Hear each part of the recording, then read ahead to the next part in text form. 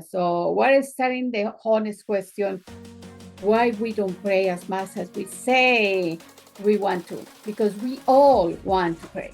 The most common distractions you are running into at work, home, or in everyday life. What is that? Those distractions that you say, this is what is grabbing me. Those things that get your attention. I think I have been sharing with you about those Netflix series that sometimes is getting, and mostly because I am independent, sometimes it's get me hard. And then the sometimes even for sleeping, just ending to thinking all the time in those distractions. But it is, and right now it's worse because it's the phone, it's the notification, it's the email. For you guys, what is that thing that distracts you the most? Work. Work is one, okay. Yeah, work and Netflix. We are in that one as well. That is right. Netflix. Especially the series. So everything has something in common. They are loud. They are. They need kind of the immediate attention, and it's that gratification that is immediately. Is even with the Netflix series, it got me the most. Is everything that is kind of a feeling. When you are feeling kind of pain or you are feeling intrigue or those kind of things are the most things that distract you. Do you notice that Jesus prayed, even though that Jesus didn't need that much of the prayer, but he did pray. Yeah. Jesus told a story about a man that was begging in somebody's door, and they start knocking and knocking and knocking, and the guy tells you, no, I'm already, it's your problem, whatever people invited you and are with you, that is not my problem, it is your problem. So it was the knocking that made that neighbor open the door. The desperate, before Jesus picked his 12 disciples, he went up to the mountain and prayed all night. And that is in Luke 6:12. That is kind of the desperation, and even that he didn't need it, he did it. And the other thing that it has kind of the main idea, that window, that neighbor that it was in that is coming back, and Josh, who did not care until he grabbed him. Looks like the point was to pray always and not give up. Notice something. Even though that Jesus is God, he is still praying, and he prayed constantly. Now, if the Son of God, and I think he prayed because he wanted to talk with his Papa. dad. He didn't pray as for forgiveness or because he didn't know what is going to happen. He prayed because he wants to see it. So yeah. We need to be praying boldly, desperately, and persistent, and pray unceasingly. what about you, Gilbert? Do you have something that you want to share? We're going to have so many questions from here on, so you don't have to. But if You know what? want The last Sunday in the church, they talk about the pray as well. But I don't know why for me pray is not the same for the rest of the people. Because when I ask the people, what is the meaning pray? I don't know. I not pray in that way. I guess you teach me long time ago. I ask you how I can pray. And you tell me in that time, and because in that time, I using it every day. For me, pray is no, God, please help me with this, please help me with that. God, look at it, look. No, for me, pray is like I don't know, maybe it sounds silly and stupid, but this is true. Because I feel it, him all the time with me. I don't call this prayer. I call this. I talk to him, and sometimes I love him for myself because I ask silly question to him, and he show me different ways and in dreams with the people and this and that. So I know he's heard me. He's heard me all the time because even I ask silly question, he always answer me. So Sometimes never No, but- happen. Yeah, when you pray for healing and the people Exactly. never heal, That is not true. sometimes we stop asking for that. no, Yeah. So that is stopping praying. no, in my case. Even though we continue the conversation with him, but we don't pray for that thing because okay, it wasn't do your. But if that is in my heart that these people or that is my gift, I continue to do it. But sometimes we stop just because we believe that that is never going to happen, that it wasn't him. So it's important for us to know that we don't have all the answers, but that we have to keep knocking that door. That is right. Because apart from Jesus, we can do nothing. Yep. So that is important to know that we're going to have those doubts. But if we still, okay, no, I'm going to continue.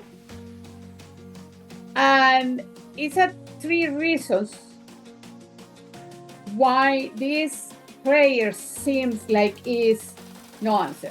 And he says, one is because you don't believe it, that is going to happen.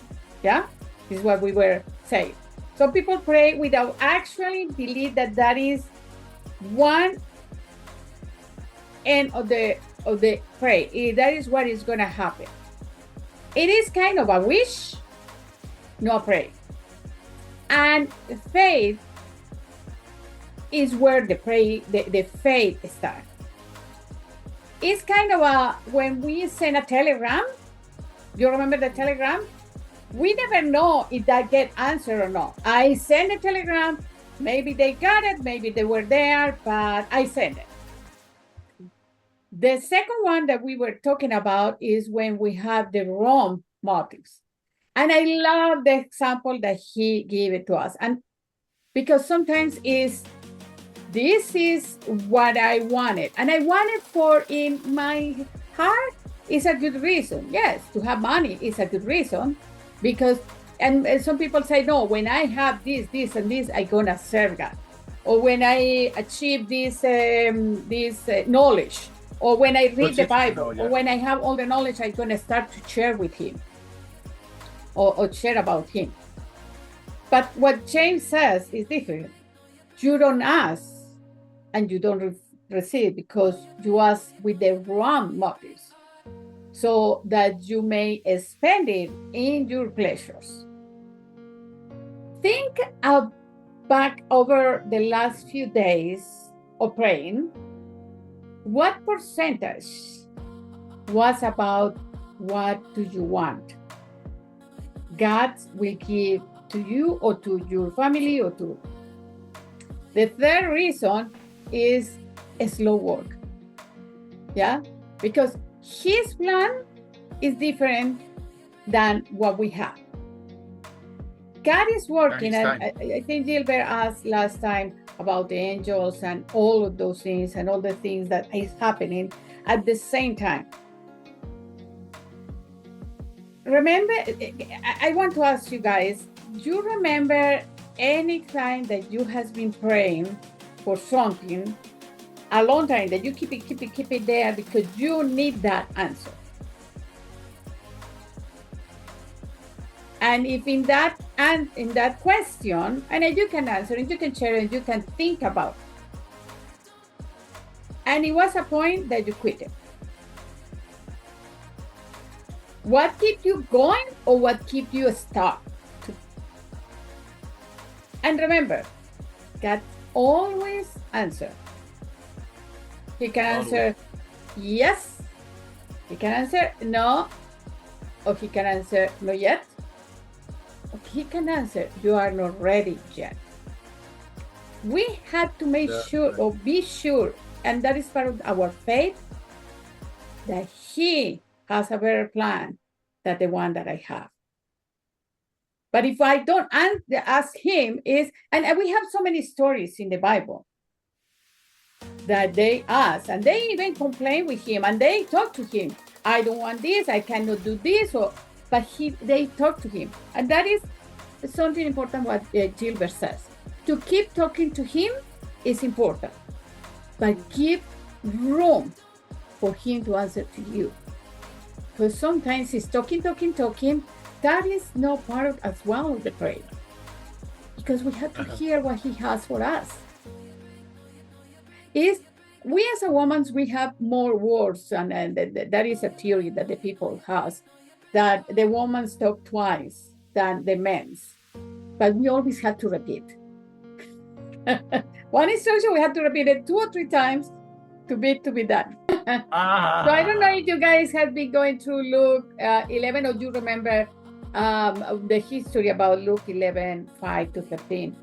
Jesus is not saying that God is that kind of frustrated neighbor that is with the annoying. He is arguing all the opposite. The persistence work on a grumpy man who doesn't know one to help you. How much will be the Father be ready to do it? And we go through the Bible, even when the prophets prayed for that, they were doing really bad things. But when God is seeing, even, I don't know if you remember when was Abraham, I think, that he was about to end in with a city, and they start to fight with him. Okay, God, right. If you found 100, yes, I'm gonna stop it.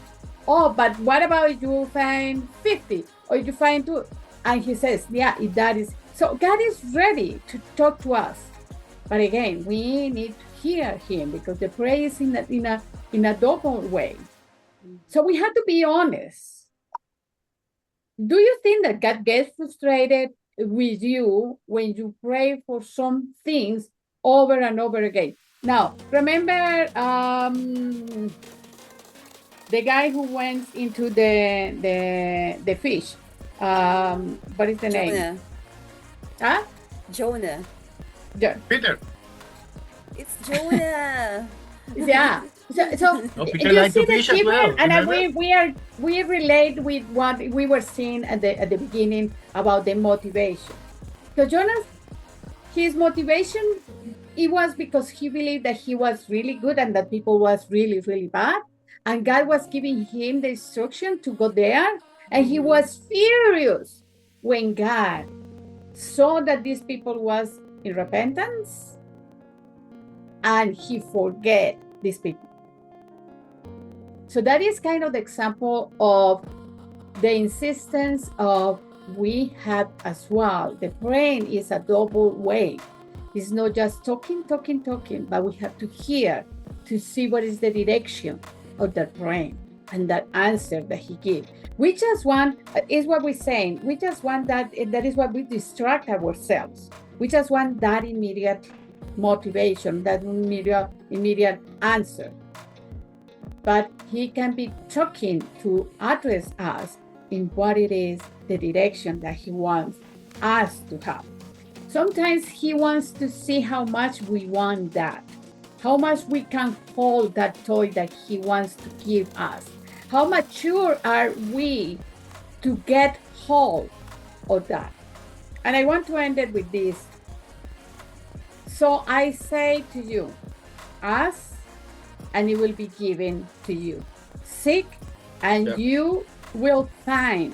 Knock, and the door will be open to you. Which is going to be this kind of the deeper work for each one of us to go and see. The memorization of Luke 11:9, a journal that is write our prayers, and study and pray. And set time daily, not only the talking, but pray to him, hear him. Is the words that God can give us. Even while I has been motivating you into listen his word, because his answer sometimes is in there. And that can be part of